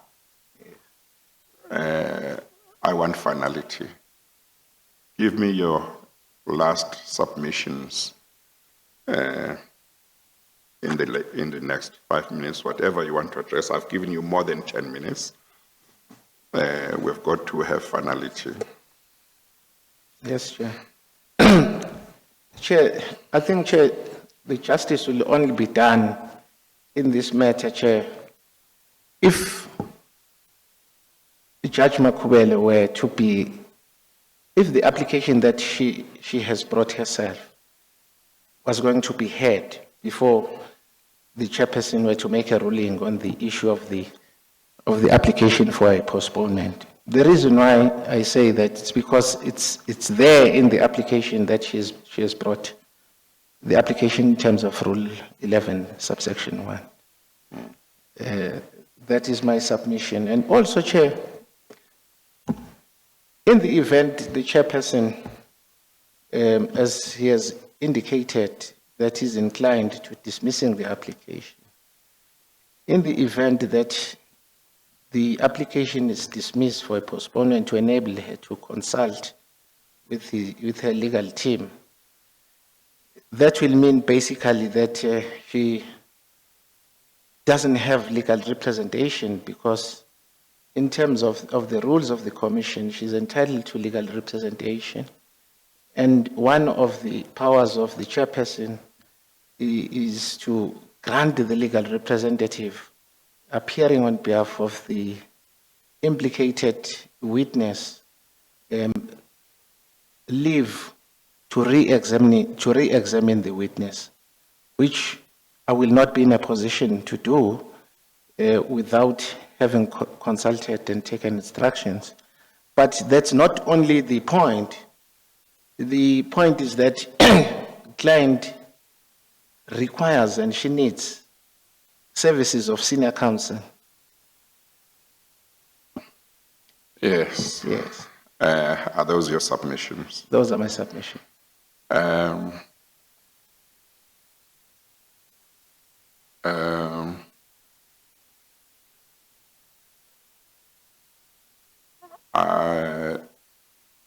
You see, with regard to the question of whether she had good grounds not to file her affidavit or affidavits within the time frame stipulated in the directive of July 24.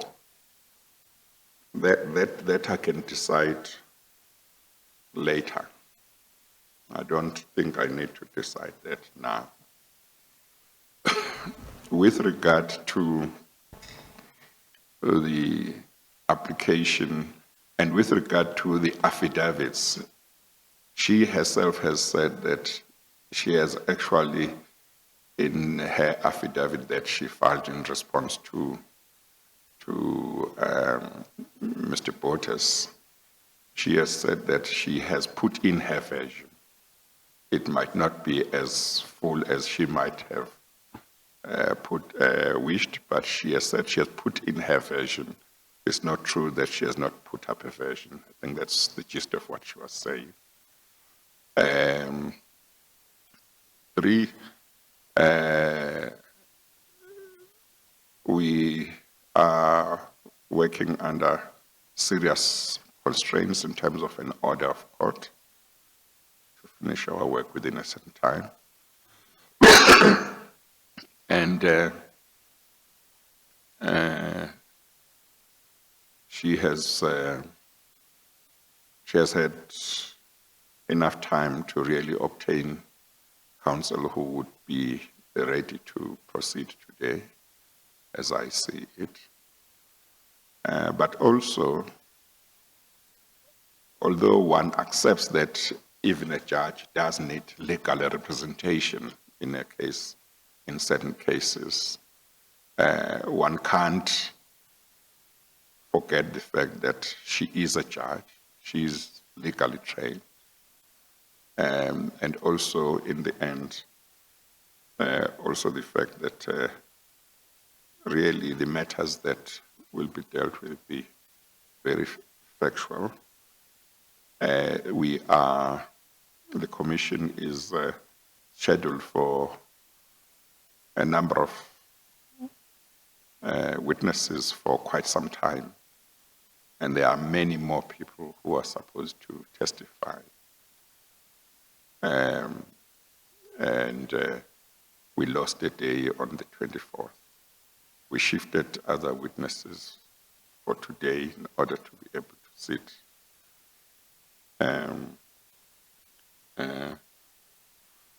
So I'm going to dismiss the application, but I will give the reasons in due course. The application is dismissed. Thank you, Chair. Just for clarity, the application that is dismissed is the application for a postponement. Well, the application for a postponement is dismissed, and I said the issue of whether she has complied, she had good cause to comply with the directive in terms of filing an affidavit by Wednesday last week. That can be decided. I can decide that later on. Remember, the directive had two dates. One was the filing of the affidavits on Wednesday, and the other was for her to appear today, and she has appeared. Yes, Chair. Chair, there is an application before you, Chair. Yeah, which one? The one that in terms of Rule 11, subsection 1. It's an application for what? It sets out there in the notice of motion.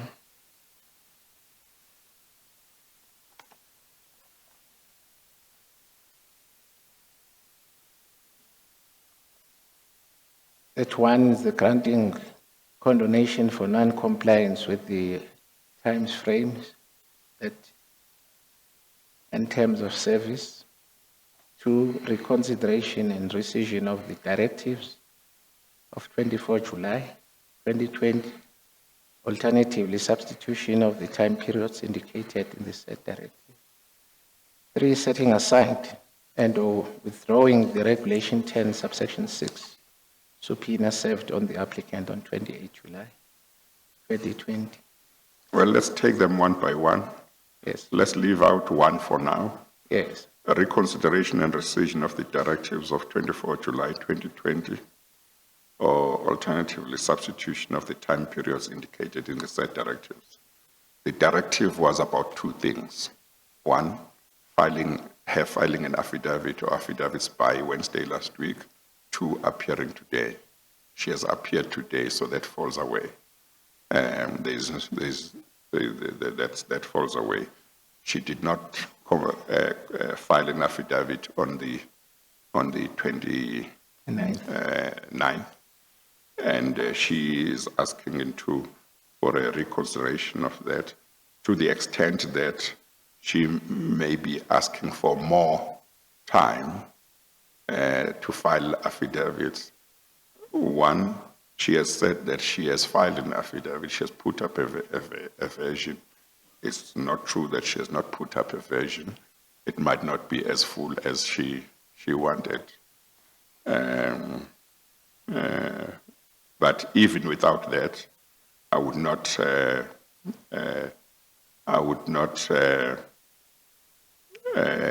do that. I would not direct that she does that on another date if that was to require a postponement of the matter, because the matters can be dealt with without any further affidavit.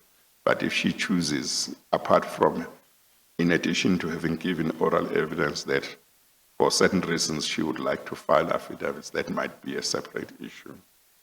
Then 3 is about setting aside or withdrawing 10.6 directive. That's what we have talked about. And then granting the applicant sufficient time to consult with her legal team.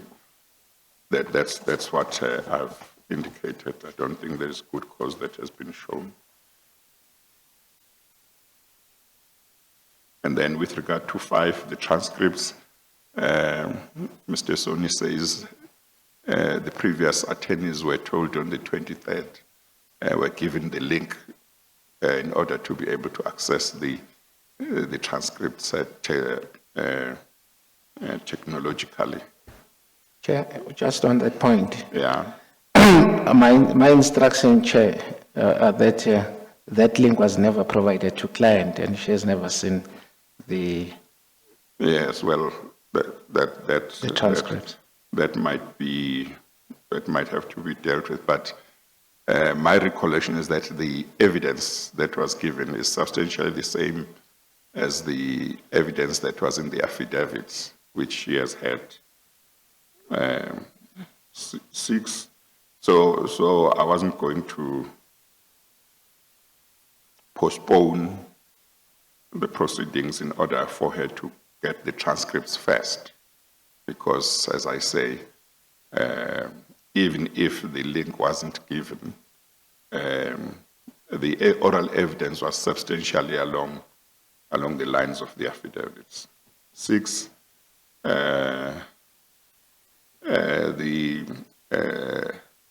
the results of the analysis of the investigations conducted by the forensic, I'm sure that can be arranged for her to get that.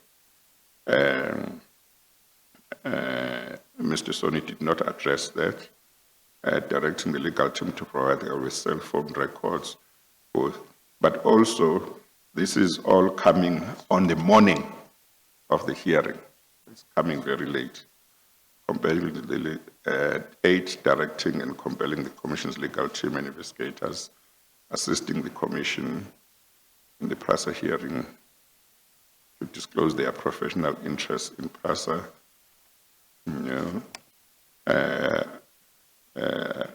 I think if she needs to file a complaint, she must file a complaint. Directing and compelling the Commission's legal found professional interest by the accused themselves.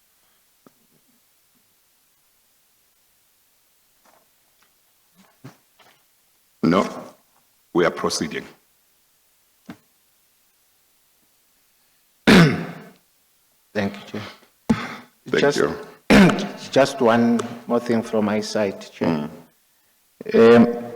I understand that the client has made mention of the affidavit that she filed in the complaint against Advocate Boteas, Yes. and that she said she dealt therein with her evidence, not substantially as she would have liked. Chair, I have not seen that affidavit either. Those are the She should constraints. have given you that affidavit. Those are the constraints that. We got it from her, as I understand it. I may be mistaken, but we have had it for quite some time, and I think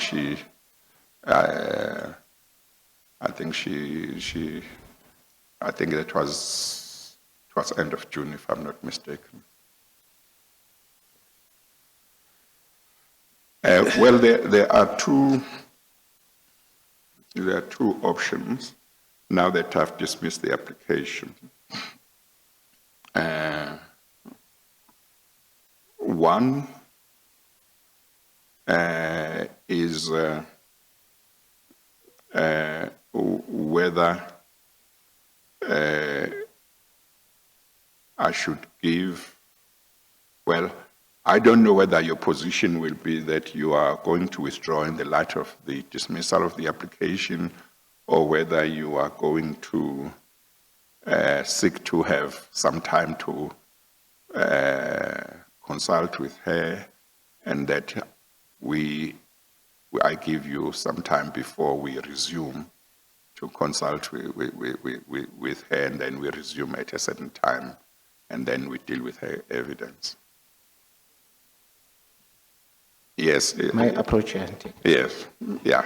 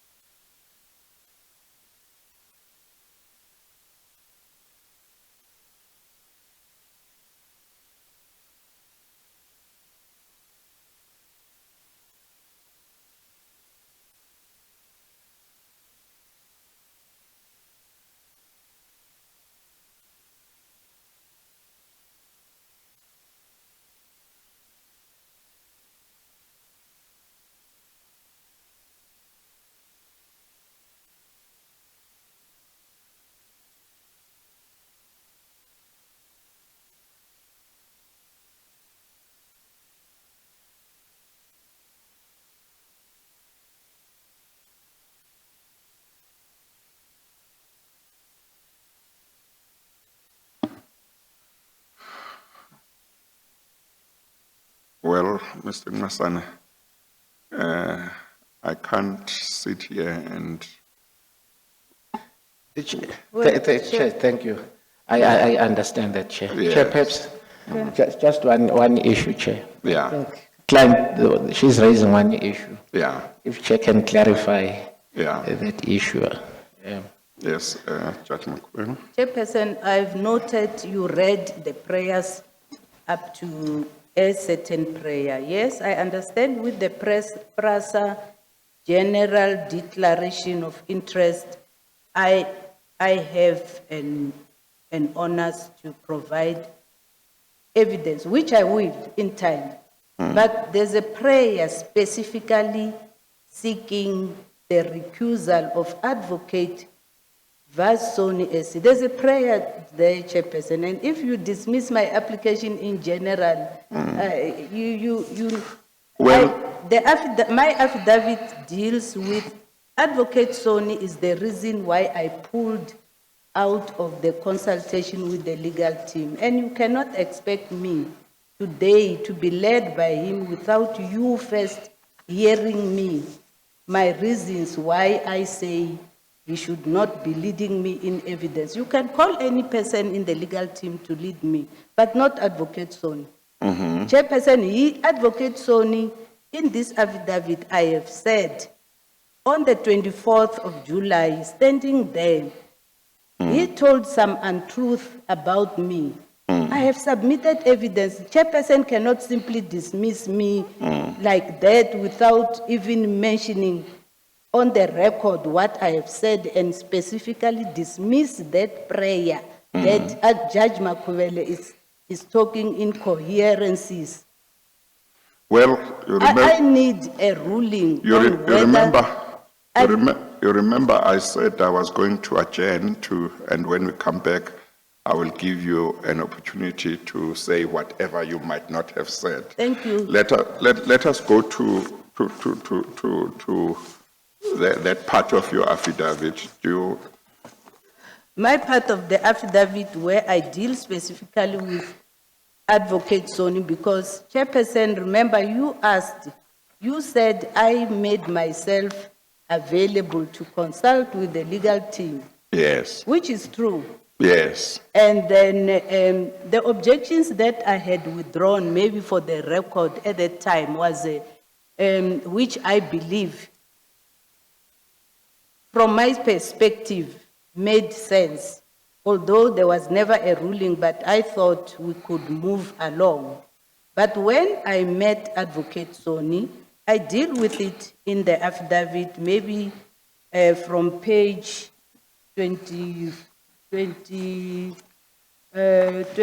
from paragraph 51. I detail how I met them and what broke down the relationship. If that relationship did not break down, we would not be here today, Chairperson. I was happy to provide an affidavit to the legal team, but he is the reason I pulled out. And Chairperson has already made adverse remarks about my pulling out of that consultation. So it's important, Chairperson, that this issue be addressed. And I request time to brief my attorney properly, to present this application. Alternatively, The recusal application. yes, alternatively, you allow me to move it, which you effectively denying me legal representation if I have to present this application myself. This must be presented, Chairperson. Well, If you say I must proceed today, the question is who will be leading me? If I can sit here and have a conversation with you, I have no problem, but I'm not going to allow Advocate Soni. The recusal application, it's a recusal application. It's not an application for the postponement of the hearing of your evidence. Those are two different matters. And you remember that I kept on saying, I want to know exactly which application or which issue is being moved. You want an opportunity to talk to your attorney and brief him about the recusal application. Well, I don't know, Chairperson, you've already ruled on some parts of my notice of As motion. the postponement, I've dismissed the postponement application. Yes, but then the recusal Chairperson- application, Chairperson, there's a lot that was said about me on the 24th of July. You will Yeah. recall. yeah. And then the point that I'm taking is the person making those remarks was not telling the truth. I gave you evidence that when Advocate Soni stood there, he said something that I didn't return his calls. This and that, and I deal with it. And I also deal with his conduct when they consulted with me, that looking at how he dealt with me in that particular consultation, I immediately pulled out, Chairperson, and I believe the application that I have made must be entertained. You can dismiss it, but after giving me an opportunity, you Yeah. cannot simply dismiss everything that I'm making here. No, Chairperson. I remember I said I want to, from the beginning, I said I want to know exactly what we are dealing with. And so far, I was told the postponement application. No mention was made of a recusal application. Now,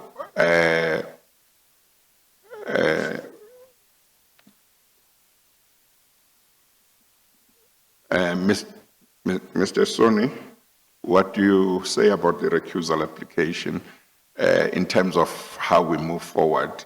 Let me hear that. Chairperson, before you give him an opportunity, I sit here. Yeah, Before they come here, they prepare their work. Before I go to court, I prepare my work. But Yeah. I managed. I didn't sleep. yeah, I wrote this affidavit after doing my opposed motion. yes. They've had this affidavit since when, Thursday morning. Today it's Monday. Well, I don't think it's, Well, Chair, it's Judge proper for Makubela- Advocate Soni to Judge respond Makubela- to my affidavit No, from no, the no. bar. He must file an affidavit no, under no, oath. no. You haven't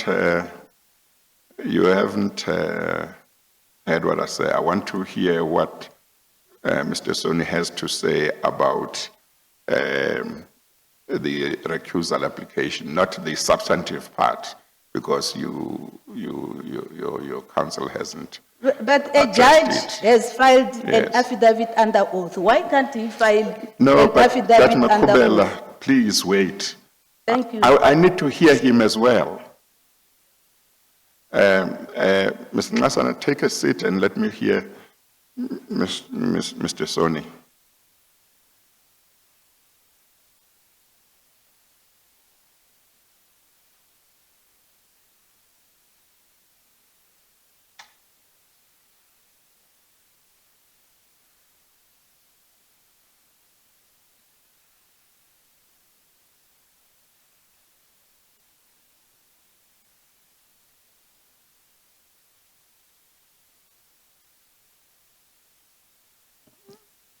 Just put on your mic, Mr. Soni. Chairperson, of course, I stand here in a rather invidious position. Fortunately, though, Chairperson, there are two issues that are involved in everything that Judge Makubela and Mr. Nkasana have said. First is, what is my role in this commission? I don't play any role in making any decisions. My role is to lead evidence and to challenge evidence. What comes of that evidence, Chairperson, is in your hands. The second issue, Chairperson, is that it cannot be for a witness to say to the Commission that it may not, the Commission may not allow one of its members, unless there are good reasons, not to participate in particular proceedings. As I understand, Where is her affidavit that has got this of Thursday?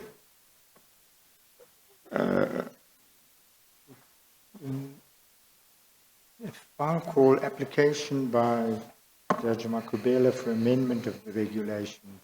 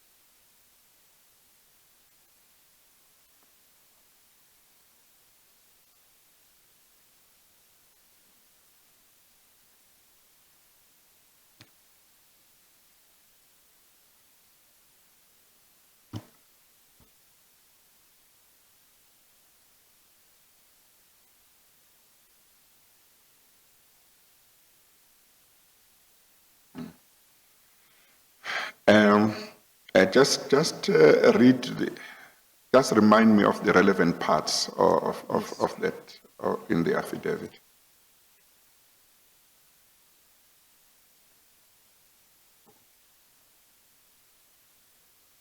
Chairperson, at paragraph 52, this is where Judge Makapela starts. She met Ms. Rangata and myself, and then we had a forensic investigator. And then he says, at the beginning of the meetings, at paragraph 54, the Commission's team seemed to appreciate my position in the objections I raised. I say so because in respect of the forensic analysis, the WhatsApp and messages, they made a concession that there would be no need to do an imaging of my phone. Then we agreed that I should email to Ms. Rangata copies of all the annexures. That's at paragraph 55. Paragraph 56, the meeting progressed into, or rather degenerated into, a session of accusatorial exchanges with Advocate Soni, who seemed to take a prosecutorial posture, like, despite an earlier acknowledgement by the Commission that my matter was before the JSC and the JCC, and that in essence the testimony required from me related to issues before those forums.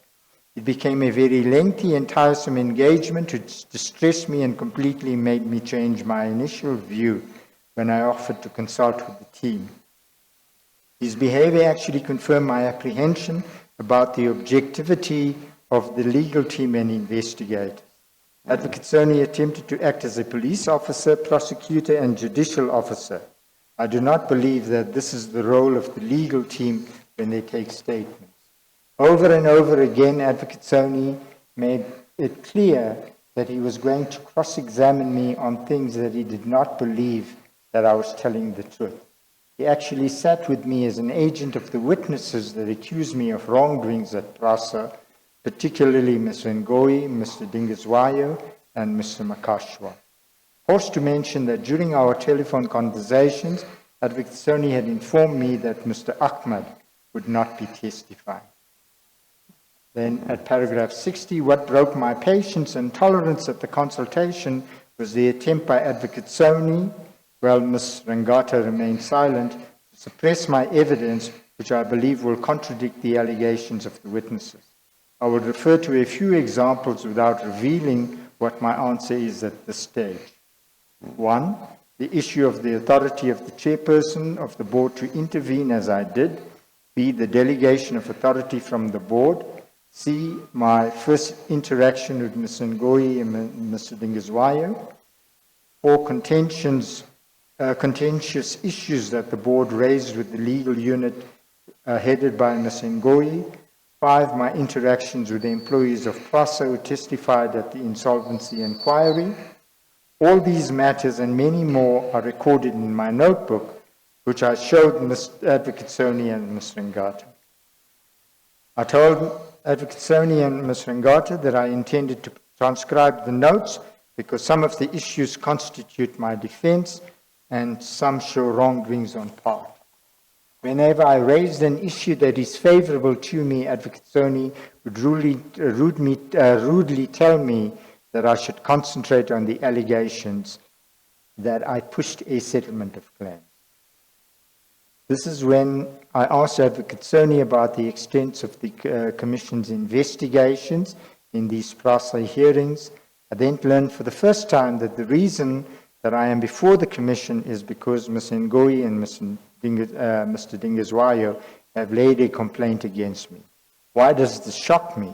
I was of the view that the Commission was investigating maladministration, irregularities, and various breaches of governance policies at the state entities, and that the issues that I have been called to answer to is a result of that information. I have information relating to irregularities committed by some of the complainants as Advocate Soni refers to them. I will simultaneously, with my responding sworn statements, provide these details. Advocate Soni became extremely agitated about my responses, to an extent that at some stage he raised his voice and uttered the words, "With respect, Judge, focus on what you have done." In short, we did not agree on the approach and what should be in my responding sworn statement. He then became extremely frustrated and pacing up and down told me in an angry and intimidating way that we should forget about the written statement and that he was going to simply cross-examine me when I made an appearance at the commission. Consultation started at 10. I thought it would have finished by 2. I requested to be excused because we were not getting anywhere, but Advocate Sony kept on badgering me with haphazard questions on everything and frantically taking my answers. At some point, he challenged me to file a statement and implicate someone whose name appears in one of the memoranda that I have written at PRASA.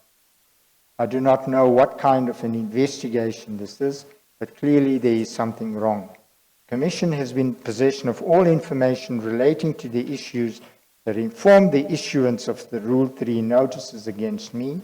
The affidavit of Ms. Ngoyi forms the basis of all allegations against me, has been in existence since 2018. According to me, the role of the investigators is to conduct further inquiries on issues arising from any affidavit. It does not require me to implicate anyone. The word implicate in the Commission is used in criminal law sense.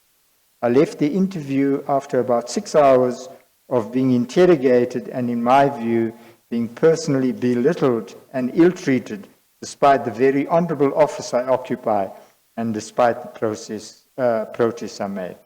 When I left the boardroom, I informed Advocate Sony that I was going to compile documents to the statement and was going to make one of those, and that one of those was the authority of the board.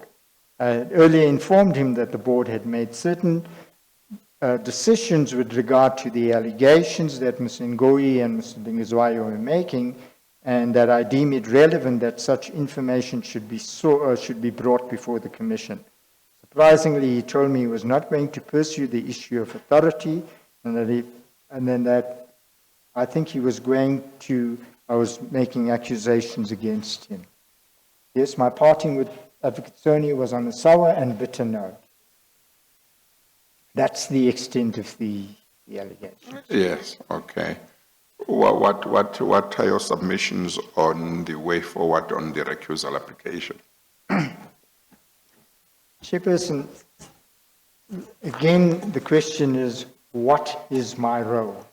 There are two issues that ordinarily present themselves when a witness comes before the Commission. One is the leading of evidence, and the other is to look at evidence that has been presented by other witnesses. Now, I have no intention of leading Judge Makubele because I don't have a statement from her. I simply cannot lead her. I have no objection to Mr. Nkosana leading her on whatever he wants. What I am required to do, and that is my duty, is to put to Judge Makubele what the witnesses have said to the extent that they implicate her for the purposes of this commission, and to consider or to present to you or to challenge the correctness or otherwise of the evidence, or to accept that it may well be that that's consistent with the probabilities. But that is my only role. I don't have any other role. And so the question of a recusal of somebody who is asking questions, Chairperson, cannot arise in a situation like this. This is an inquisitorial commission, Chairperson. Of course, Judge Makubele has rights. She has the right to a legal representative who is here to protect her. But on the other hand, Chairperson, it is part of my duty, and Chairperson, we do have affidavits from people, we have documents to suggest to you where the truth probably lies. That's all my role is, and that's the role that I intend fulfilling.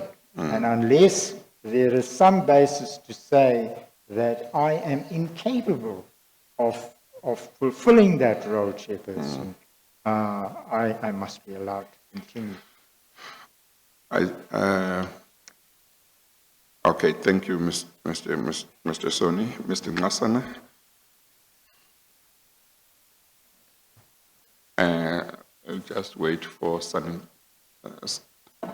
sanitization of the stand before you go there, Mr. Ngasana. Somebody will come there and sanitize.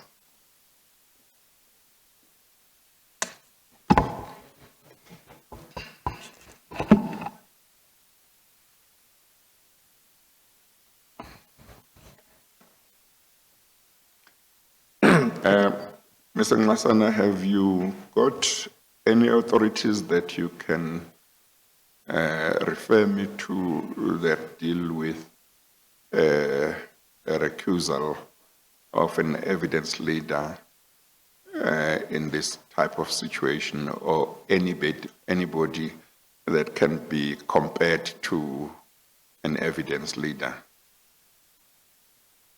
Not at hand, Chair. I don't have, I cannot think of any now. Yes. The judge might be aware. Judge Makubela, are you aware of any authorities that one can look at? Well, Chairperson, I listened to Advocate Soni, and I want the record to note that he has not denied any of the factual affirmations I've made. So now the only issue will be to deal with the legal basis. If you can allow us an opportunity to go and have a look. Chairperson. Yeah. So, but and I feel very distressed and embarrassed when my attorney, a very experienced person, keeps on coming there because he has not even read this affidavit. Now he But you must- should have given it to him. Chairperson, he said, this affidavit, I filed this on Friday, Thursday morning. Even your team has not responded to this affidavit. So No, but the Commission's legal team is not asking for an opportunity to respond to it. So you are within your right to say, Mr. Soni has not said anything to deny what Yes, is can said there, I but consult? he has not asked for an opportunity to do anything about it by way of an affidavit.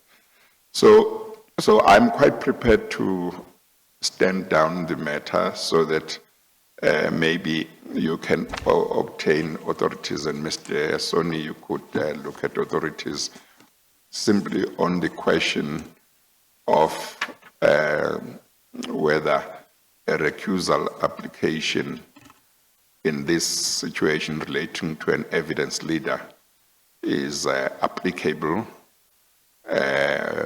even if it's not the evidence leader in a commission, any similar position, any person occupying a position that may be compared to an evidence leader. We are at 1:15.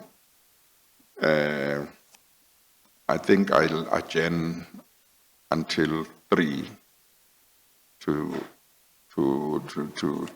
so that I can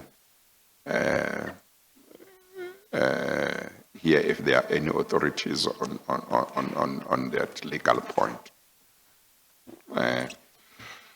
Okay, we are going to adjourn. Then let's do that, and then we resume at 3 o'clock. Thank you, Chair. Yes, we adjourn.